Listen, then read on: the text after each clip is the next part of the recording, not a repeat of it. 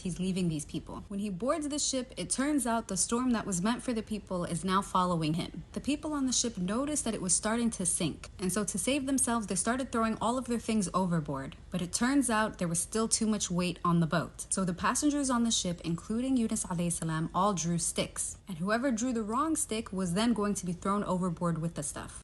Unfortunately, Yunus AS is actually the one who ends up drawing this straw. So they throw him overboard, he's plummeting into the sea, and he gets swallowed by a whale.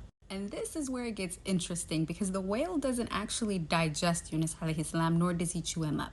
Yunus AS is swallowed whole and is then in the belly of the whale, fully complete and intact. This might sound unbelievable, but this is the mercy of Allah subhanahu wa ta'ala. This is the most interesting part of the story. I was listening to a lecture from Umar Sulaiman, who said that when Yunus AS was in the whale and they started to get closer to the bottom of the ocean, he heard the pebbles at the bottom of the ocean making tasbih for Allah subhanahu wa ta'ala. Like the pebbles were literally worshipping Allah subhanahu wa ta'ala.